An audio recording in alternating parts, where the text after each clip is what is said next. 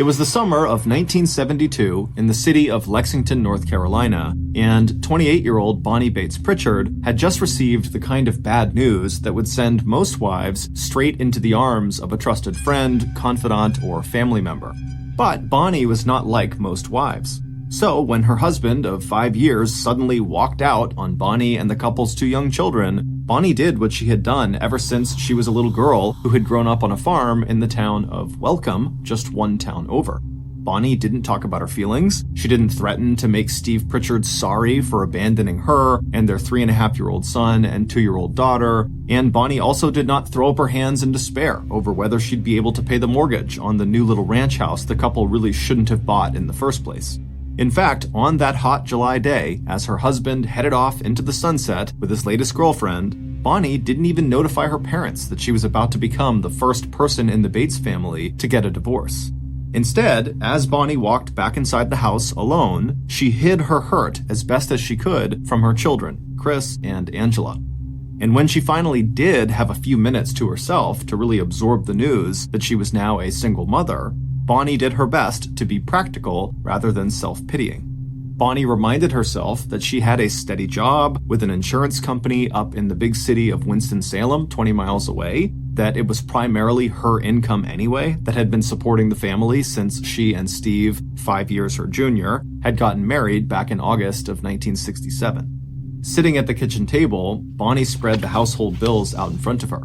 With the help of her mom and dad, who lived just 2 miles away, plus the church daycare where her children were already enrolled, Bonnie told herself she would just have to find a way to make their lives work, and to pay every single bill and debt that was stamped with the name Pritchard.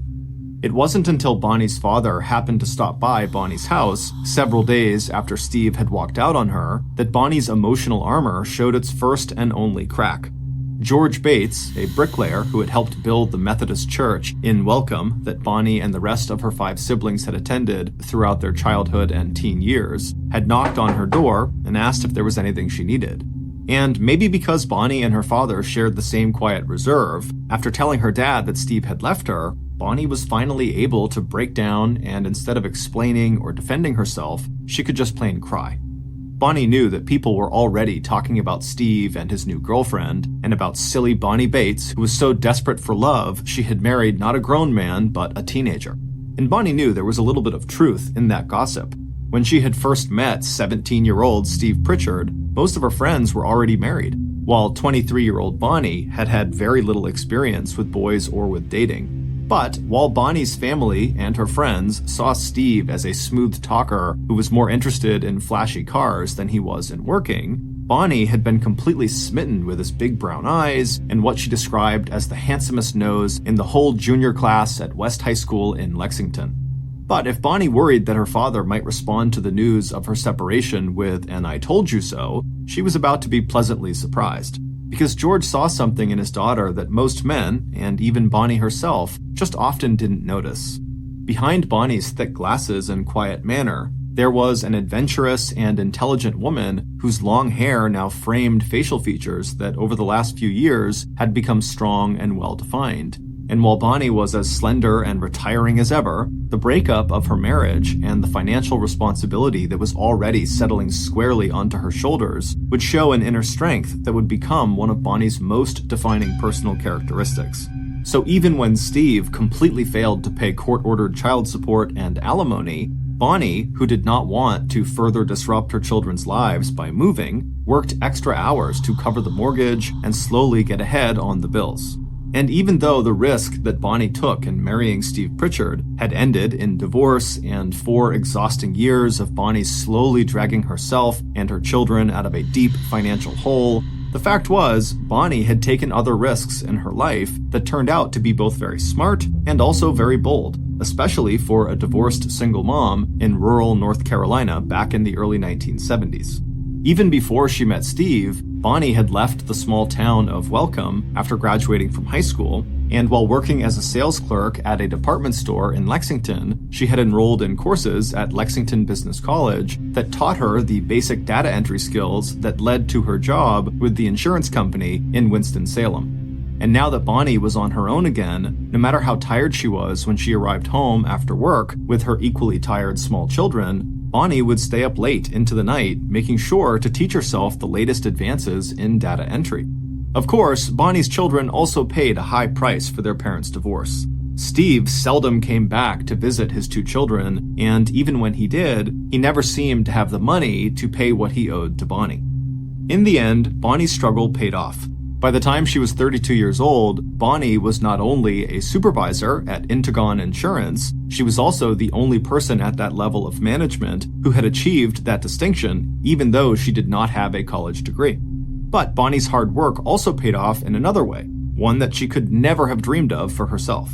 Because in 1976, 4 years after Steve had left Bonnie and the kids, Bonnie was stunned to discover that she had attracted the romantic attention of one of Intagon's highly regarded financial executives. And not only was Leith Von Steen several big rungs above Bonnie at the insurance company where they both worked, to Bonnie he also seemed totally out of her reach socially.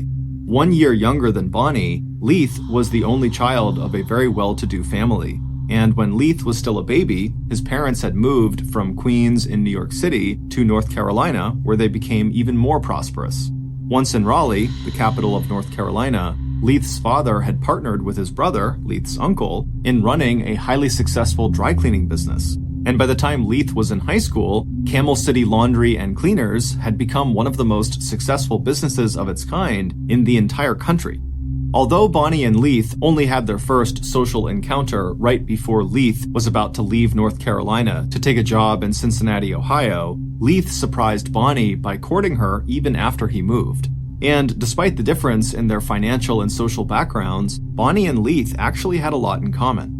Like Bonnie, Leith was an extremely private person, although among his friends he was well liked for his sharp sense of humor and the fact that he let you know if something was bothering him, but he was not someone who held a grudge.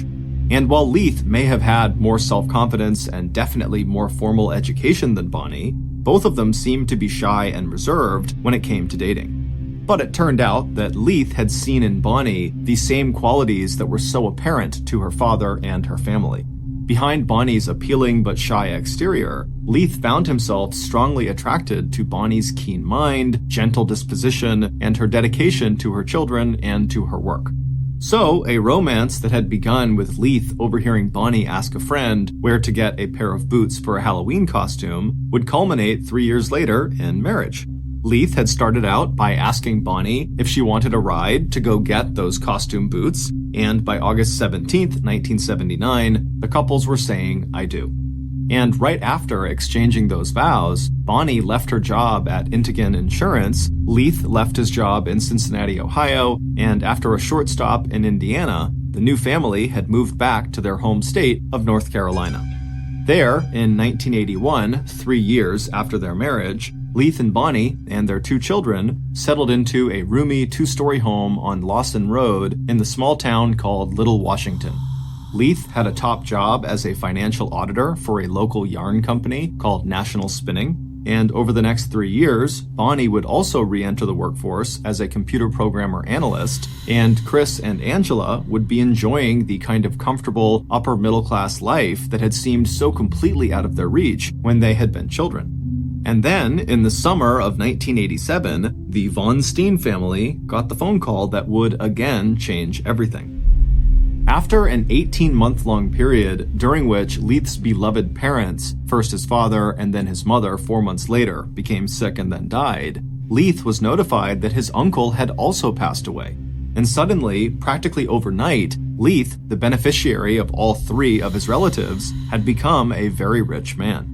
Now that all the estates were finally settled between the inheritance from his parents and his uncle, Leith was now looking at a financial portfolio that was worth $2 million, a sum that today would be worth more than $3 million. By 1988, the Von Steens had also passed some other important milestones. Leith and Bonnie had made it through Chris's teenage years, a rite of passage that Leith had found much more challenging than Chris's childhood, when Leith spent weekends and evenings taking his stepson to sports activities and after-school events. But now, Chris was 19 years old and enrolled at the North Carolina University campus in Raleigh, almost 2 hours to the west. Chris's first semester grades had not been great, so he was staying on campus for the summer semester. Leith hoped Chris was taking to heart his parents' warning to focus on his schoolwork or run the risk of losing his $50 a week allowance. As for Leith's stepdaughter, who was at least as quiet as her mother, Angela was still at home, but she had her own circle of friends, and she had fallen in love with horses. So much so that even on weekends, the 17-year-old was willing to give up the chance to sleep in and instead get up early so she could head to the stables and do some riding. And so, on the warm and cloudy evening of Sunday, July 24th, 1988, feeling like their life had not only improved, but was actually settling down in a way that would give Bonnie and Leith more time alone together, Leith and Bonnie decided to treat themselves to a small celebratory dinner at Sweet Caroline's, a restaurant about 30 minutes away from their home that offered New Orleans-style cuisine. Sitting in the dark, intimate dining room splashed with color from handcrafted quilts hung from the ceiling, the two of them enjoyed a carafe of wine and the beef and chicken Sunday specials. Leith especially was feeling happy and hopeful. Even though Bonnie had often come along to keep him company, the 4-hour drive every weekend from Washington to Winston-Salem to take care of his mom and dad had taken a huge toll on Leith. He had gained weight, and he also knew he was drinking too much. Now he was looking forward to taking better care of himself. He was also looking forward to quitting his job at National Spinning and working with Bonnie on a computer program so they could manage their new investments together. Leith and Bonnie were also looking forward to doing a little traveling. Even though they had lived in Little Washington for more than 3 years, neither he or Bonnie thought of it as home, and both of them would enjoy seeing more of the world. Now, as Leith looked across the small table at his wife, he smiled at her composed and familiar face. When Leith had told his few close friends 5 years ago that he was planning to marry Bonnie Lou Bates, they had been surprised to hear he was even dating Bonnie, let alone that he was in love with her. But even though marrying into a ready-made family had its own challenges, Leith knew he had found the right partner. And it wasn't just that neither he or Bonnie felt the need to socialize or spend time with neighbors or coworkers. It was also the physical passion of their relationship that held them together. Just that afternoon, while Angela was out horseback riding, he and Bonnie had spent what his wife shyly referred to as a few private moments together in their bedroom. And now that life appeared to be presenting the two of them with all kinds of new opportunities, he and Bonnie both looked forward to enjoying more of those private moments. Of course, Leith had no intention of wasting their newfound wealth. He and Bonnie had already met with an estate lawyer and set up a trust for Bonnie as well as trusts for Angela and Chris that would set any inheritance aside until each child was 35 years old and had already established their own lives and careers. Not that Leith had any plans of dying anytime soon, not with so much to look forward to, and not with Bonnie standing so strongly and quietly at his side. By the time Bonnie and Leith had returned home to 110 Lawson Road, it was close to 9 p.m. The sky had cleared and was now lit by a bright moon. Once inside, Leith headed straight for bed, while Bonnie sat down on the sofa in the living room to watch TV. 2 hours later, at about 11 p.m., Bonnie went upstairs to join her husband in the master bedroom. On her way, she paused to say goodnight to Angela, who slept in the bedroom directly across the hall. Bonnie had to raise her voice to be heard over the hum of the fan that Angela kept running every night and the music Angela was listening to, but a few minutes later, Bonnie was back in the master bedroom, where she slipped into her nightgown before joining Leith in bed. An hour later, Bonnie had finished reading one of the romance novels she enjoyed, turned out the light next to her side of the bed, taken off her glasses, and fallen asleep. Even though the night was warm, Bonnie enjoyed feeling Leith's body pressed against her own. 4.5 hours later, at 4:27 a.m. on the morning of July 25th, the Beaufort County Sheriff's Department received a 911 call from 110 Lawson Road in Little Washington. The caller was speaking so softly that the emergency dispatcher, Michelle Sparrow, could hardly understand what the woman on the other end of the line was saying and actually wondered if this was a prank call. But when Michelle asked the woman to speak louder, the caller's faint reply chilled Michelle to the bone. "My name is Bonnie Leith," the woman whispered. "Please hurry. My husband may be dying, and I think I may be dying too." Within minutes of Bonnie dialing 911, the first police and medical personnel had arrived at the neat white frame house on Lawson Road, and the sight of what lay behind the door of the Von Steen's master bedroom shocked even the most hardened and experienced of the first responders. The walls and ceiling of the bedroom were literally dripping with blood. Even before the medics checked for a pulse, it was clear that the stocky man on the bed, dressed only in his boxers, was dead. With his swollen eyes and crushed skull, he was clearly the victim of one of the most gruesome and violent attacks that Beaufort County law enforcement had ever seen. But it was the person lying on the floor next to the bed who commanded the attention of medics and later police, because it was clear that whoever had just killed Leith Von Steen had also intended to kill his wife Bonnie. And from the look of the cuts on Bonnie's face and the 2.5-inch long stab wound in the center of her chest, that attempt had very nearly been successful. By the time Bonnie had been rushed to the hospital, she was already suffering the effects of a collapsed lung and massive blood loss. But even as medics raced to stabilize Bonnie's dangerously low blood pressure, one of the first responding police officers who had cleared the house of intruders had opened the door across from the master bedroom and found Bonnie's daughter, Angela, still fast asleep, with a box fan positioned right next to her bed, blowing air directly onto the young woman. When Angela finally heard the officer's voice, she seemed to come fully awake, sitting up abruptly and wanting to know what happened. But what the officer would remember most about Angela was how little emotion she showed, even after walking into her parents' blood-drenched room and talking briefly to her gravely injured mother just before Bonnie was rushed to the hospital. But if Angela's response seemed cold and distant, her brother's response was just the opposite. Just a few minutes after the call from Angela telling him that their stepfather was dead and their mom injured, Chris made a hysterical emergency call to the campus police at North Carolina University in Raleigh. Unable to find the keys to the 1965 classic Mustang that Leith had given him on his 16th birthday, Chris desperately begged campus security for a ride back home to Little Washington. And by 8 a.m., Chris was standing next to his mother's hospital bed, holding Bonnie's hand and crying uncontrollably. Meanwhile, back at 110 Lawson Road, the two lead investigators in the case were already putting together their first impressions of the crime scene. To 26-year-old local detective John Taylor, it seemed obvious that whoever had committed the crime had taken pains to make it look like a burglary, starting with a pane of glass in the back door that had been broken, as though someone had reached through the opening to unlock the door from the inside. But whoever had broken the glass had chosen one of the panes that was so high above the inside door lock that it was impossible to reach down and actually unlock the bolt. As for the open purse on the kitchen counter and a few open drawers and cabinets, they appeared to be signs that someone may have searched the house, but none of the money and jewelry that had been left out in plain sight had been taken. And then there was the attack itself, which had been so over the top and violent that Detective Taylor believed it had to have been personal and premeditated rather than the work of some random stranger. If that was true, the detective thought, he would be very interested in interviewing the people who had been closest to Leith Von Steen, and that included not only his two stepkids, but his wife Bonnie.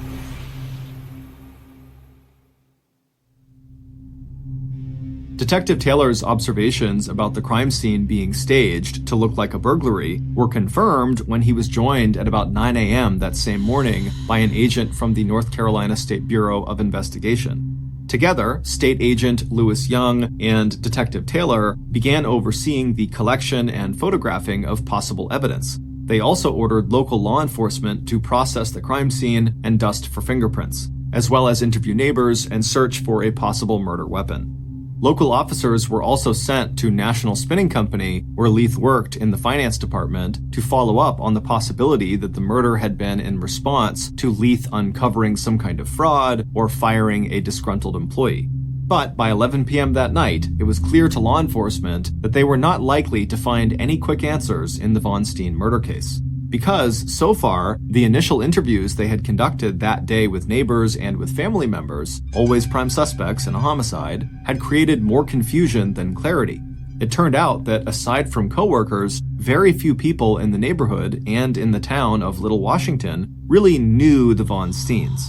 Instead, the couple had been viewed as standoffish, and the community's first glimpse into the Von Steens' private lives had only increased the public perception that the family was odd or somehow peculiar.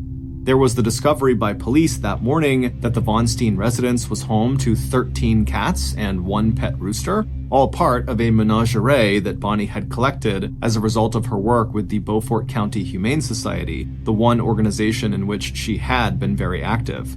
And then there was the reaction, or rather the lack of reaction, on the part of the Von Steen children to the attack on their parents.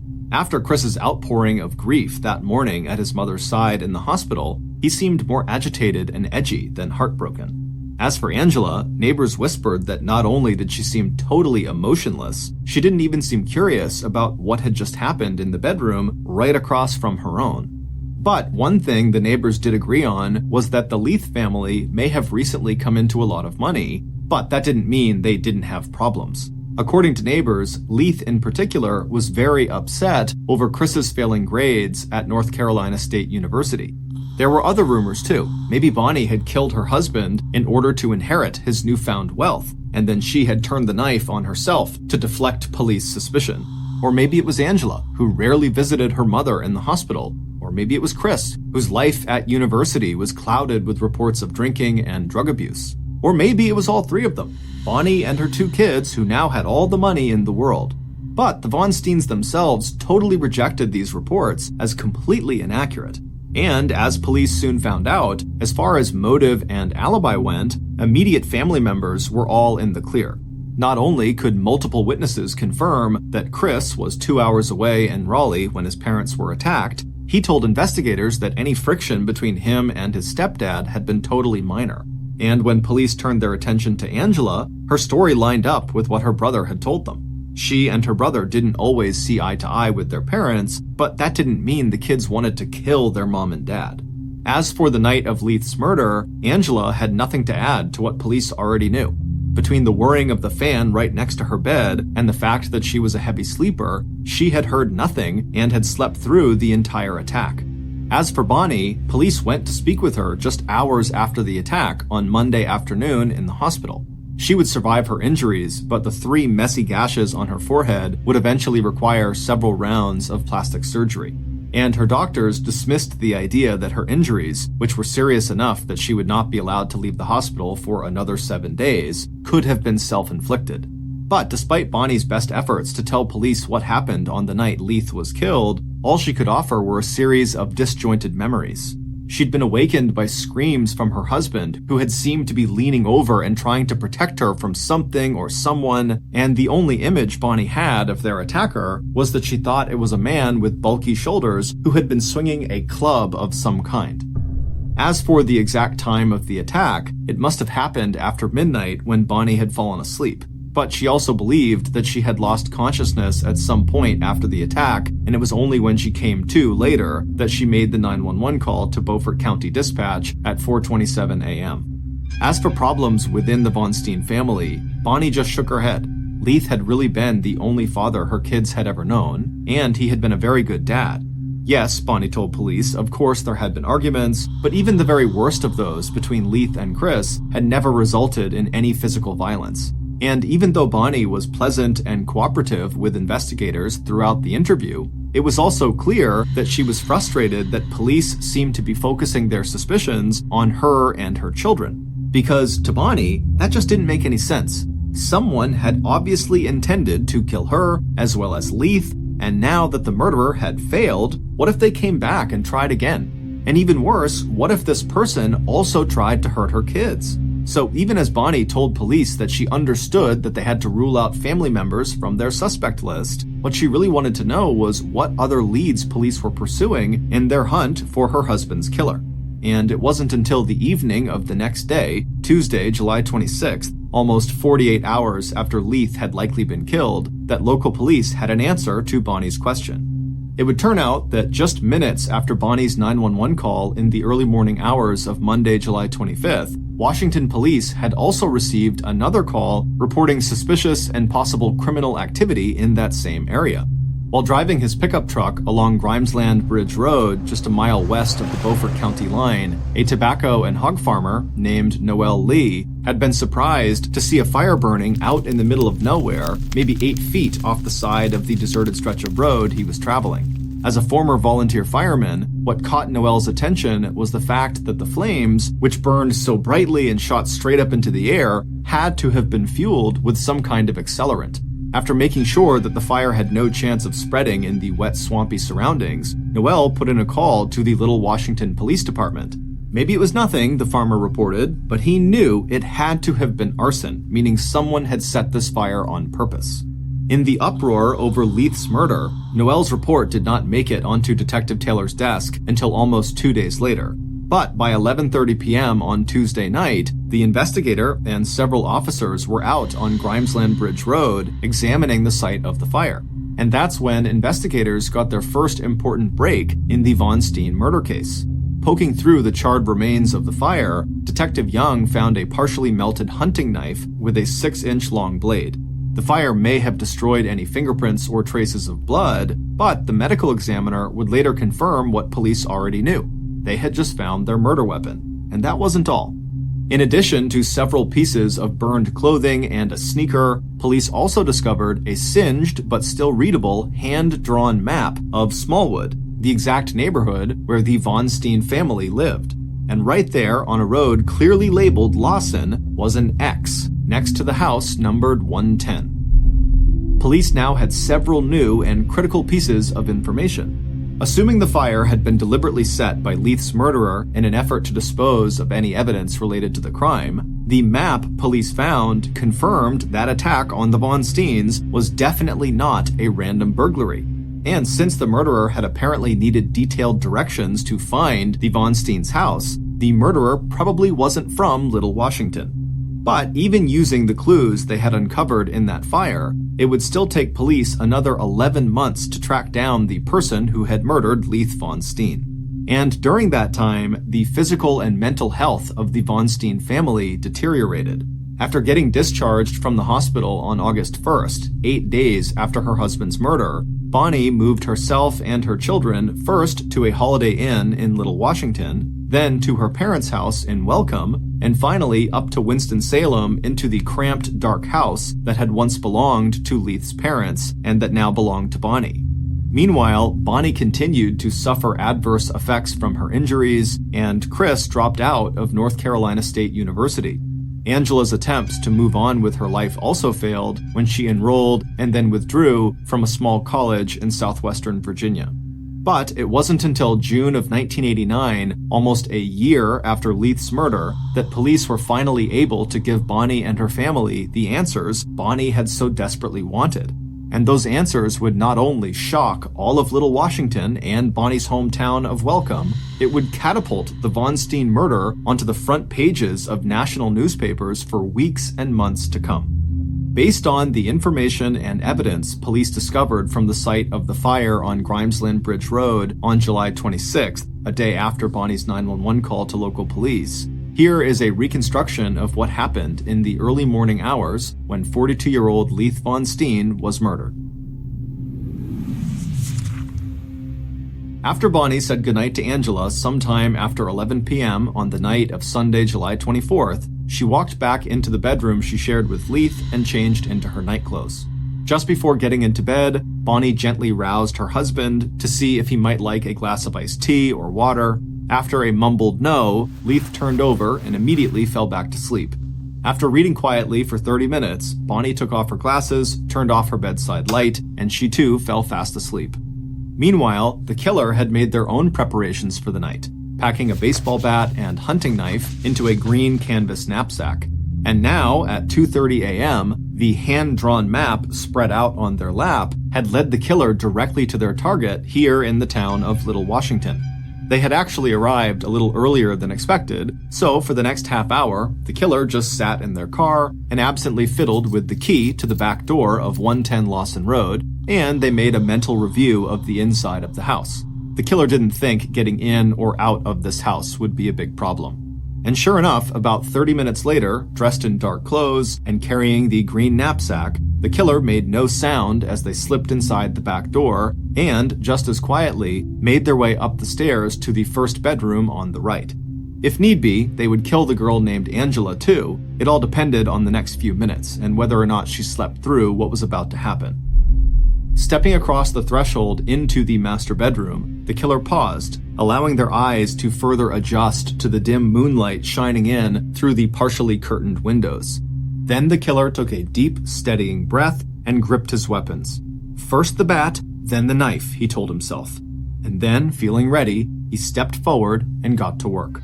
By the time Bonnie woke up to the sound of her husband's short, piercing screams, Leith was sitting up in bed.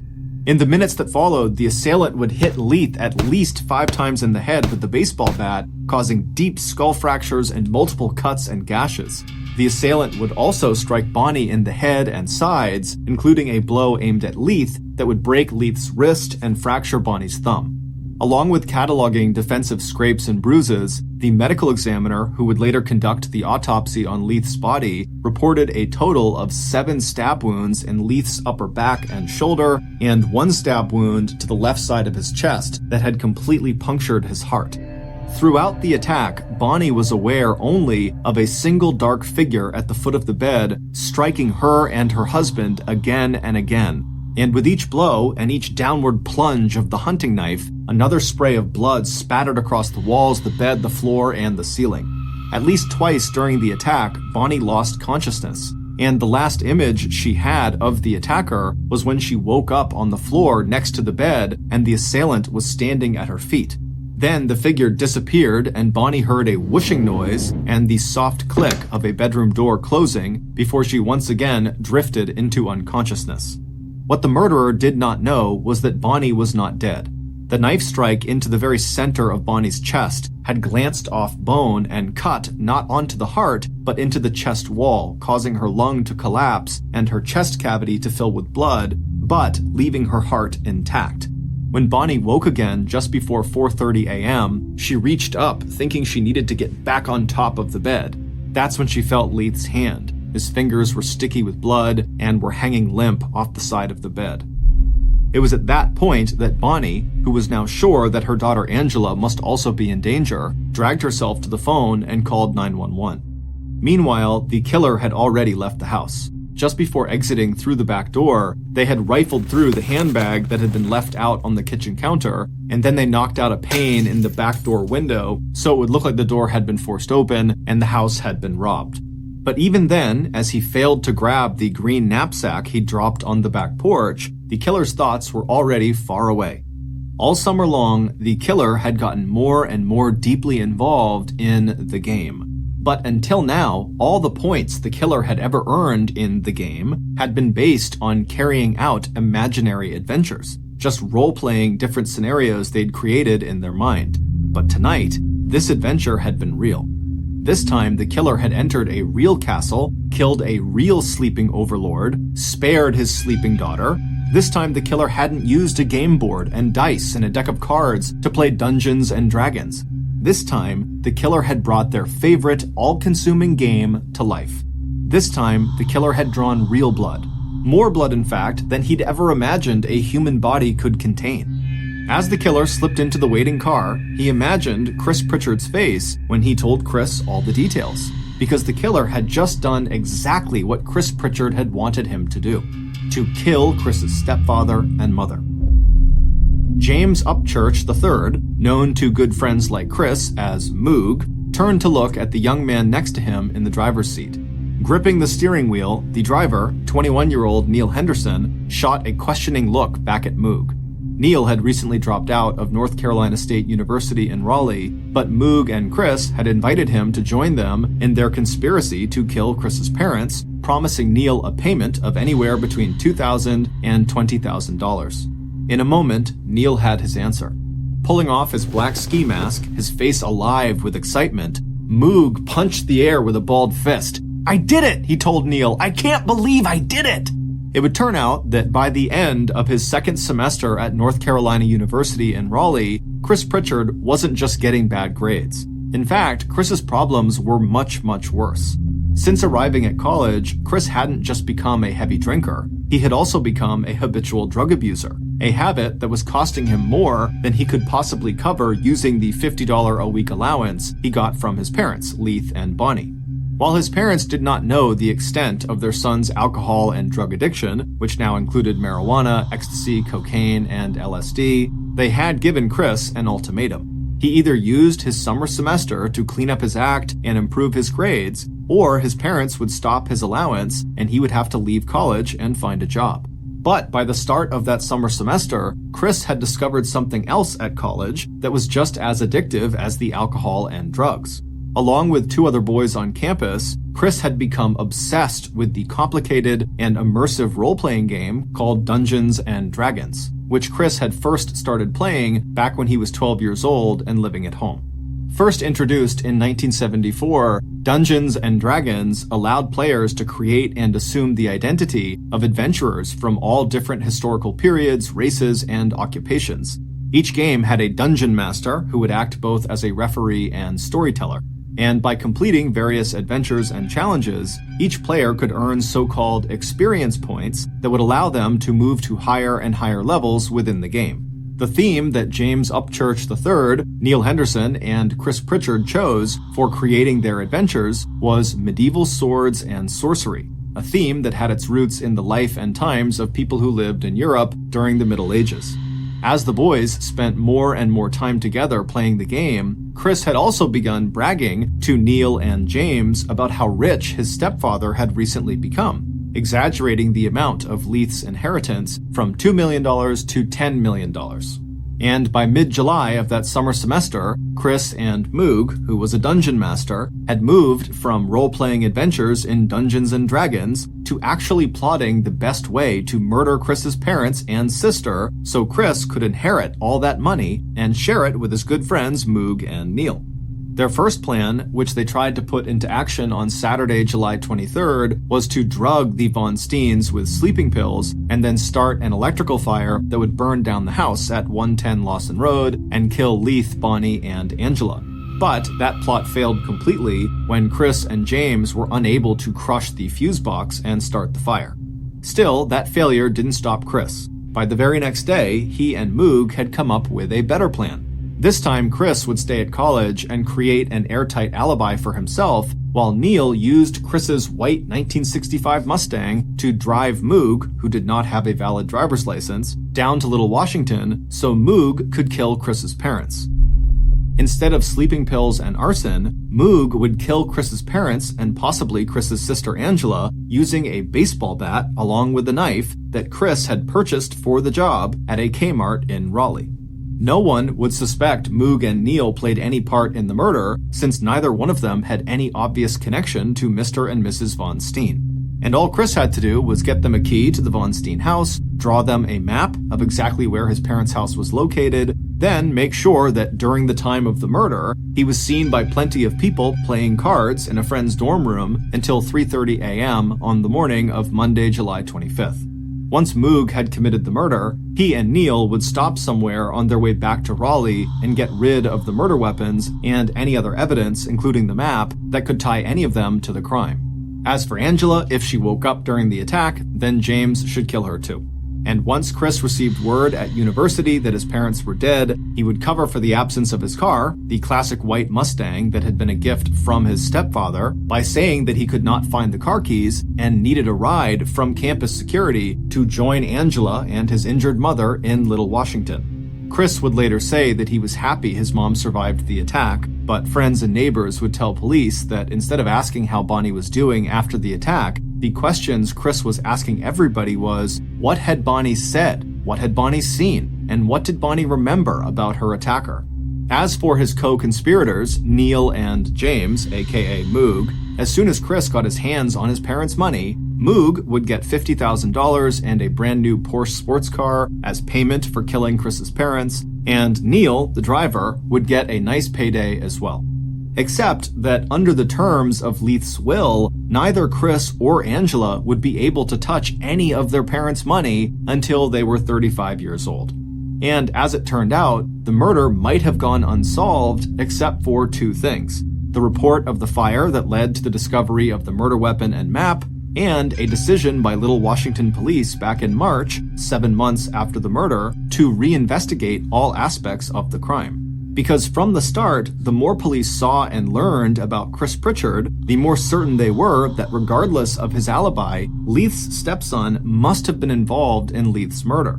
That new investigation included running the name of Chris Pritchard's friends up in Raleigh through a national criminal database to see if any of them had criminal records. That search turned up the name of James Upchurch III, aka Moog, who had been arrested on 3 previous occasions, once for breaking into his local high school with friends and stealing some electronic equipment, and 2 other times for stealing a cooler of beer and for driving without a license.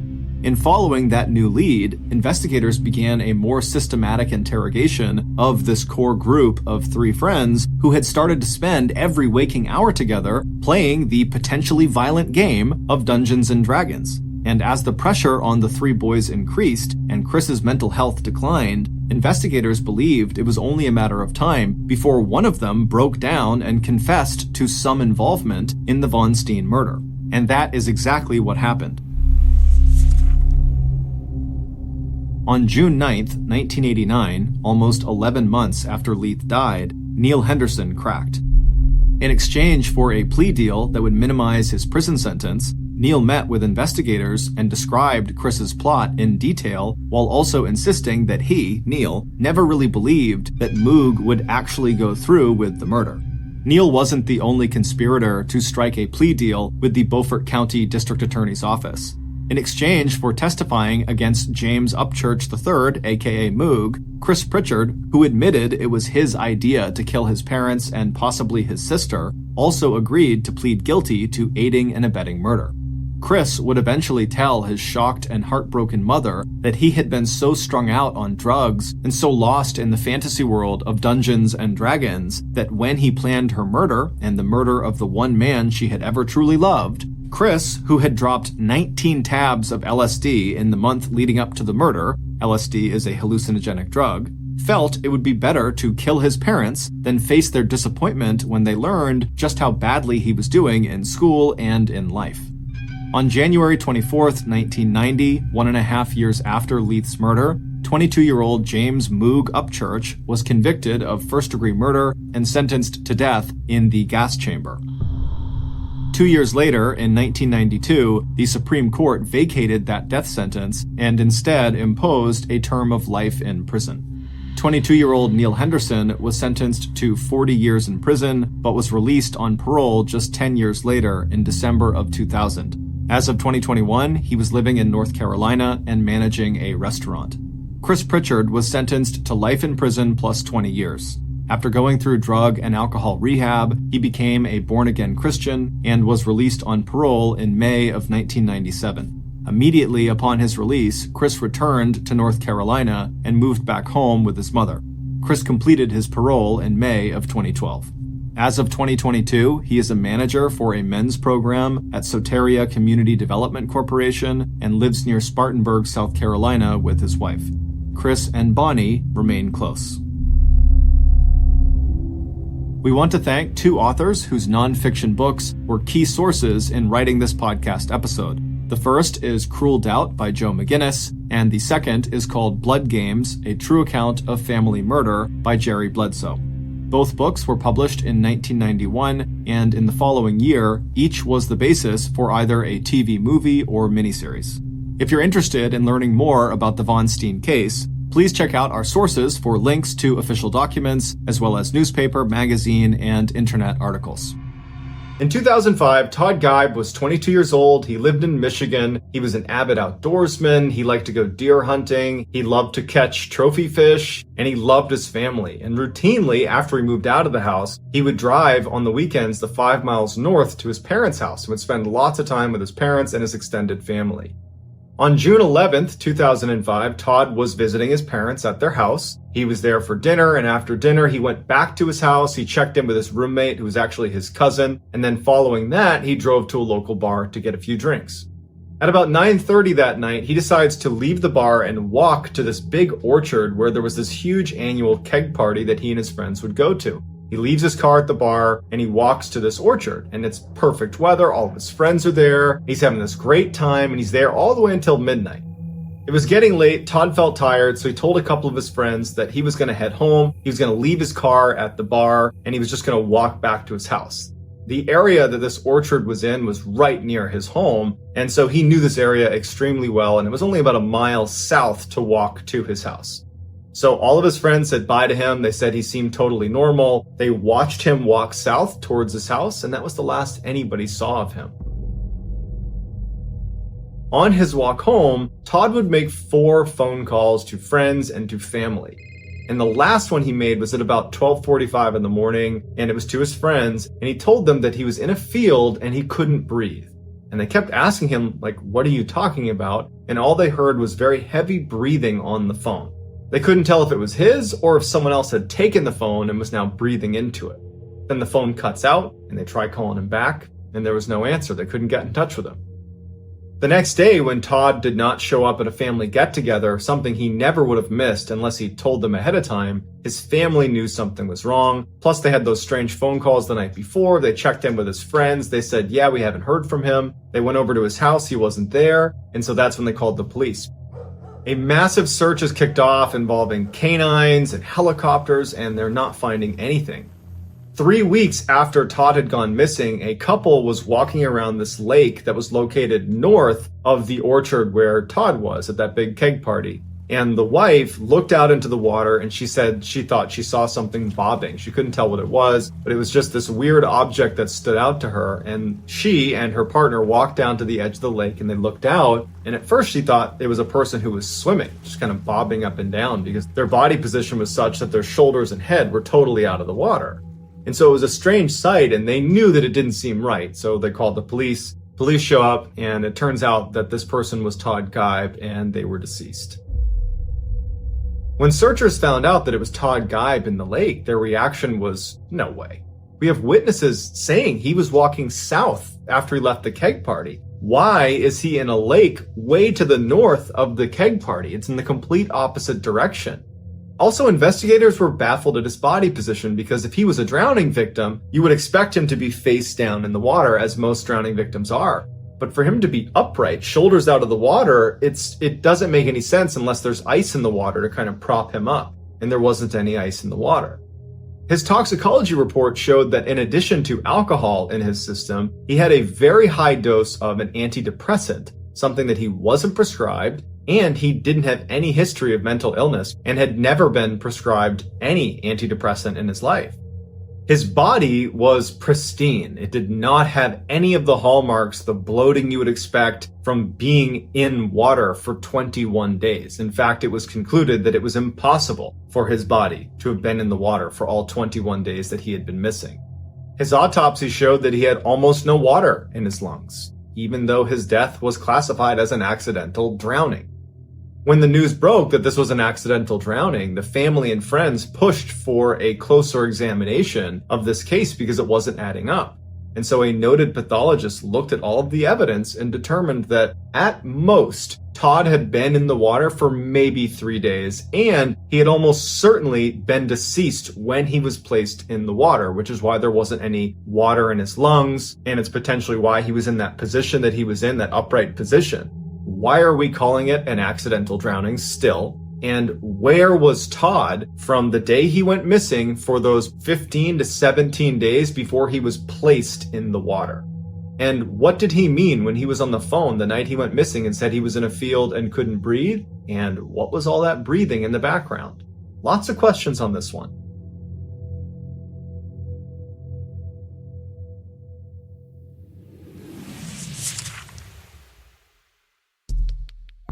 Our next story is called 40 Years Later.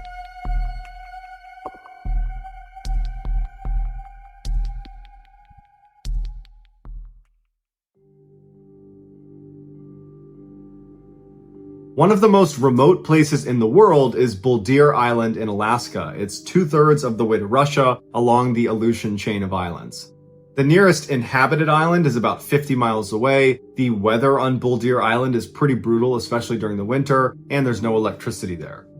In 1944, the United States Army decided they wanted to send 5 of their soldiers to monitor the weather station on Buldir Island. That was like the one thing the island was used for. And so one of the people that was sent on this assignment was a guy by the name of Bud Houston.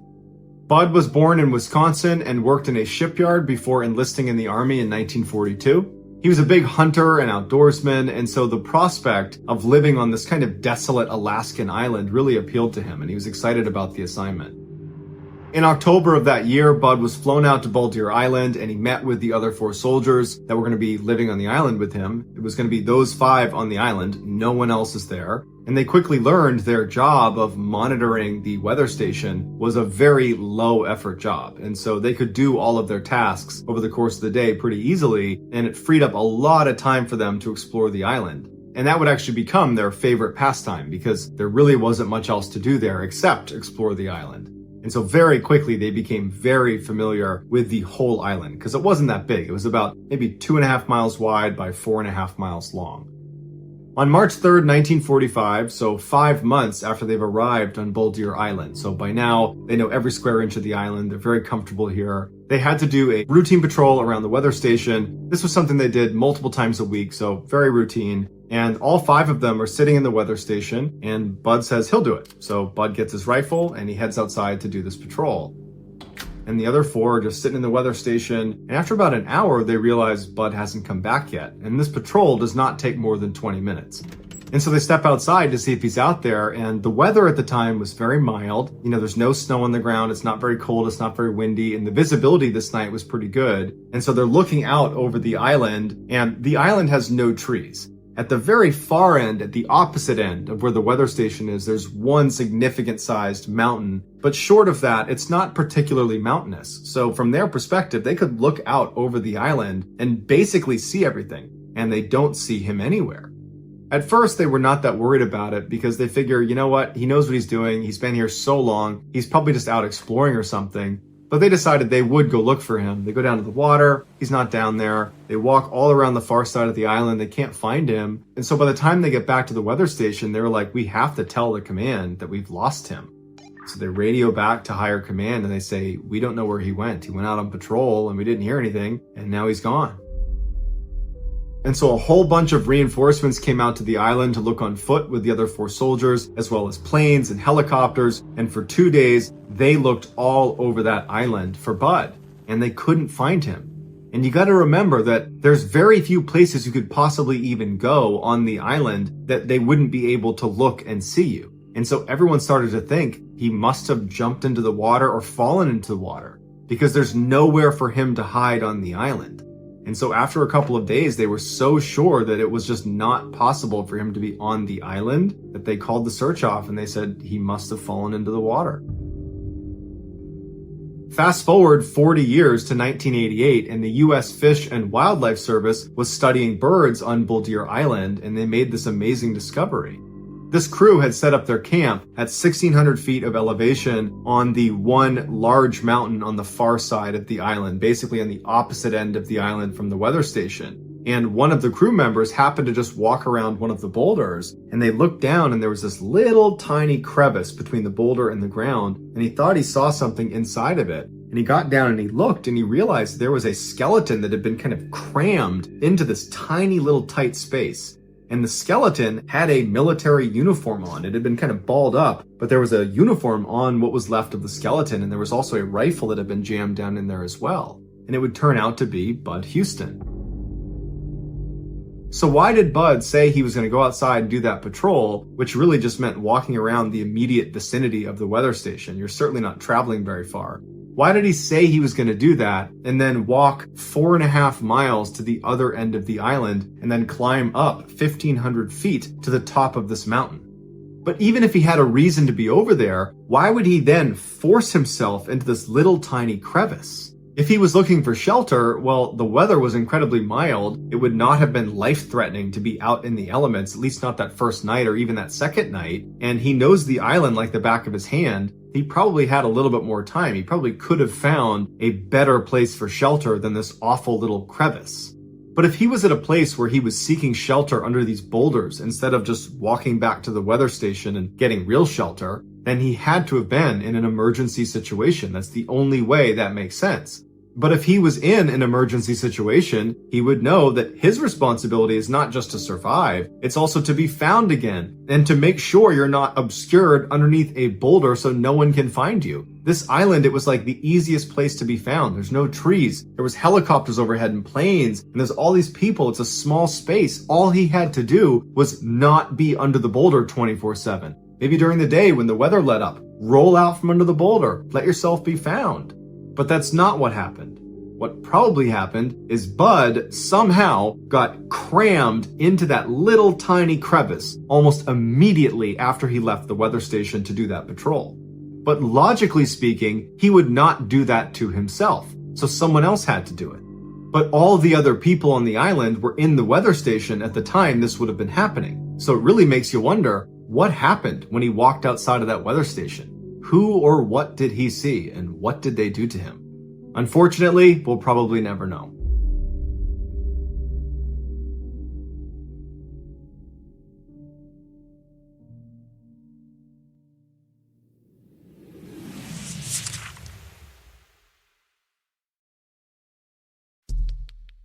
The next and final story of today's episode is called Acid Trip.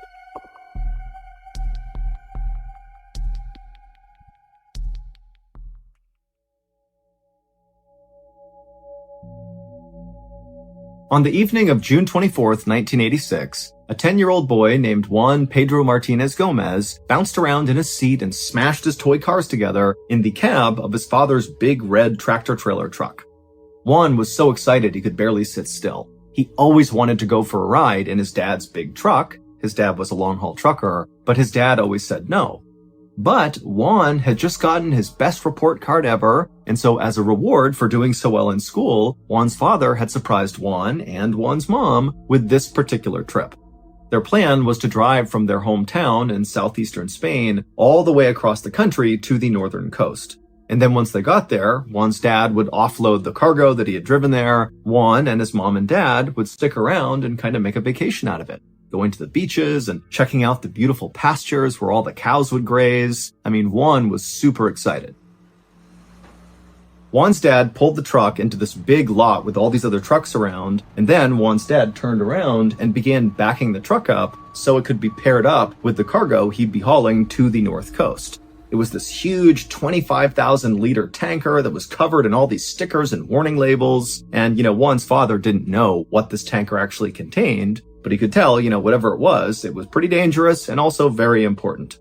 And so as Juan's dad is backing up skillfully to line up with this tanker, Juan is just sitting in the back seat, absolutely transfixed at how cool his dad is. I mean, this is like the most amazing thing Juan had ever seen.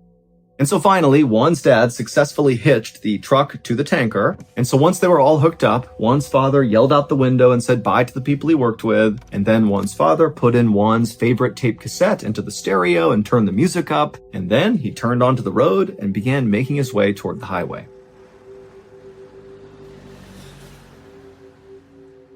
Juan's dad would drive basically all night, and Juan and his mother would basically sleep all night. But they would wake up at about 5 a.m. when Juan's father pulled into the parking lot of a diner that was located just north of the city of Madrid, Spain. They were making great time, so Juan's father told his family they could take their time eating. When the family did finish their meals, they got up and began walking out towards the truck, and little Juan, he turned around and he waved to the waitresses, and they all waved back. And then the family climbed back into Juan's father's truck, and then before long, Juan was curled up in the back seat trying to fall asleep again as his father merged onto the highway and began heading towards the stretch of mountain road called the Somosierra Mountain Pass.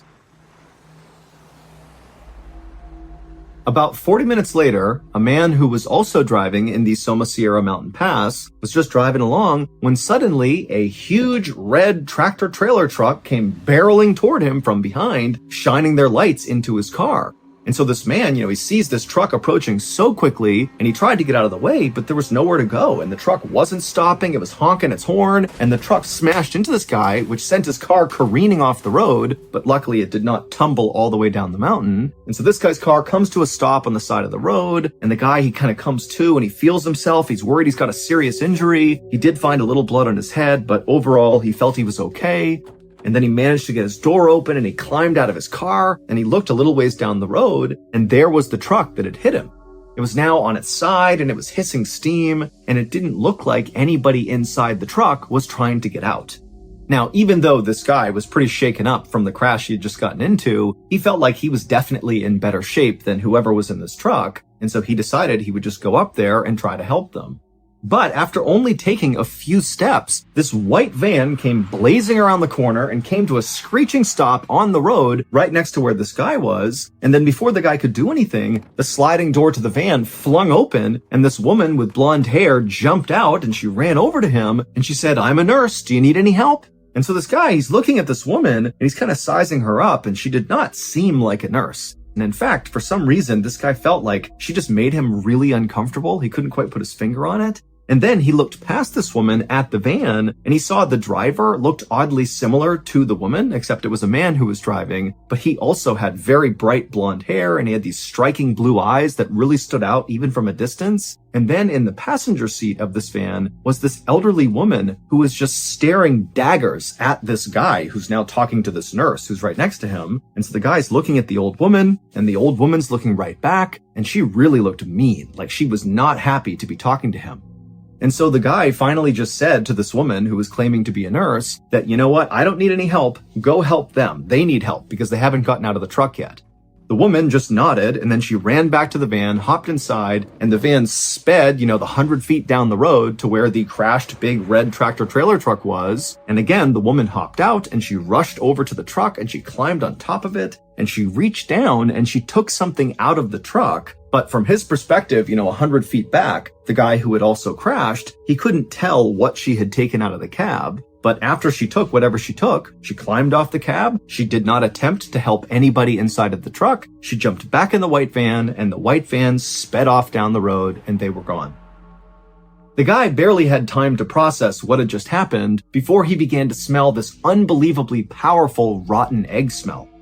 When help arrived, emergency responders immediately realized they had an environmental disaster on their hands. The big red tractor trailer truck, which was Juan's father's truck, was hauling 25,000 liters of sulfuric acid. And that rotten egg smell they were smelling in the area meant the air was now becoming toxic as the sulfuric acid leaked out and began interacting with the ground and making its way into the nearby river.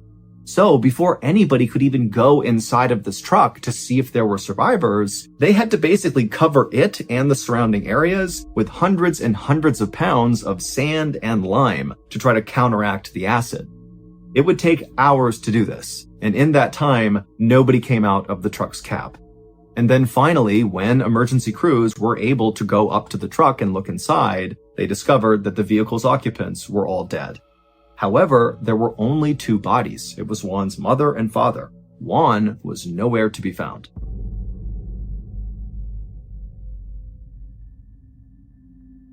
Now, one of the theories was, well, when this crashed, maybe the sulfuric acid landed on Juan's body somehow and literally dissolved him, and so that's why he was not found. But that's not possible because it would take much, much longer for sulfuric acid to totally eat away someone's body. And the body would have to be fully submerged in the acid the entire time. So that could not have happened. Rescuers would search the entire area deep into the woods in all directions, looking for signs of this child, but there were none. And when investigators attempted to recreate this accident to try to figure out what actually caused it and why it happened, what they would learn would only confuse them more. Juan's father's truck had nothing wrong with it mechanically. Meaning the brakes weren't messed up, the accelerator wasn't messed up. There really was no reason why this truck should have crashed unless it was intentional. That's the only way this could have happened. Also, the truck contains something called a tachometer, which registers every time the truck slows down or stops. And when investigators looked at the record from this tachometer, they discovered that Juan's father had slowed down or stopped 12 different times between leaving the diner and crashing. But the route from the diner to the crash site was a straight shot with no traffic lights or stop signs. Basically, there had been no reason from the diner to the crash site to ever slow down or stop. But again, Juan's father did 12 separate times. And then also there were traces of heroin that were found in a hidden compartment in Juan's father's truck. Now, Juan's parents had no criminal record and absolutely no connection to drugs or the cartel, but investigators did consider a theory that, perhaps a drug cartel ambushed Juan and his family, and ultimately Juan was kidnapped. But there was one more really strange element to Juan's disappearance, and that was that white van that guy saw right after the crash. Multiple people in the area around the Somosierra Mountain Pass said they saw that exact white van because they all remembered the woman and the man who had that same really bright blonde hair. It just was something that was kind of unique and stood out. But the police tried to track down this van and the man and the woman and the elderly woman who was also claimed to have been seen inside the van, but no trace of that van was ever found. And also, police were never able to figure out what that woman actually took from inside of Juan's father's cab before they sped off and disappeared.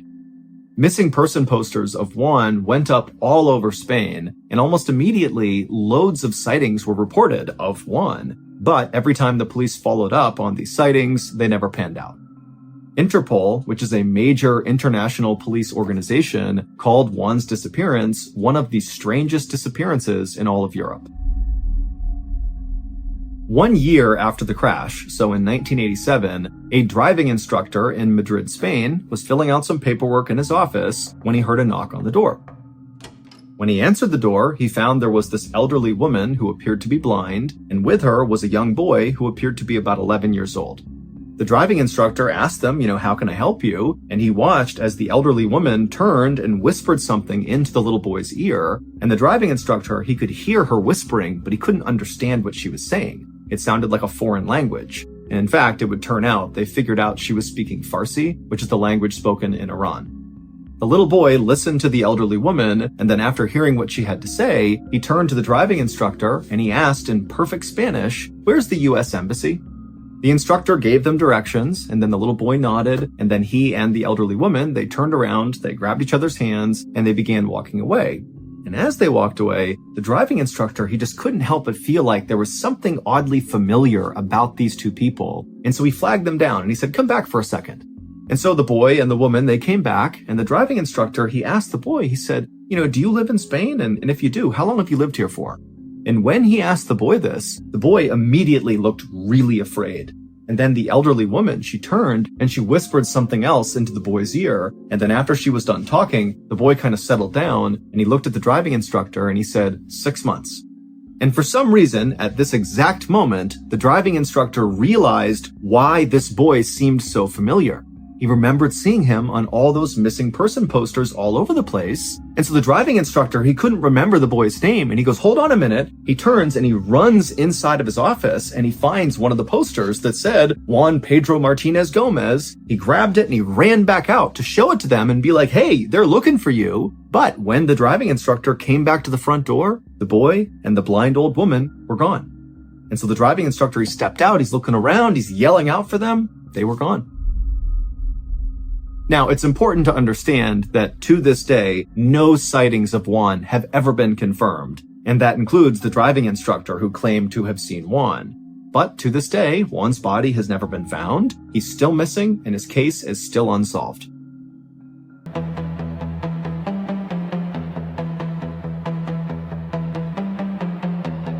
All the walls are breathing slowly. Cracks like rivers trace the night. Shadows fold around the memory of a love that wouldn't die.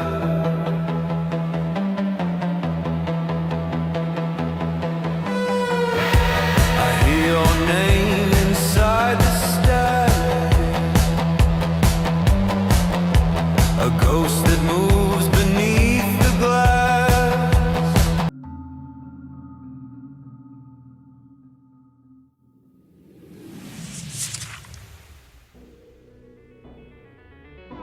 Thank you for listening to the MrBallen's podcast. If you enjoyed today's stories and you're looking for more bone-chilling content, be sure to check out all of our studio's podcasts, not just this one, but also MrBallen's Medical Mysteries, Bedtime Stories, Wartime Stories, and Runful. Just search for Ballen Studios on any podcast platform, and you'll find all of them. If you want to watch hundreds more strange, dark, and mysterious stories, just head over to our YouTube channel, which is just called MrBallen.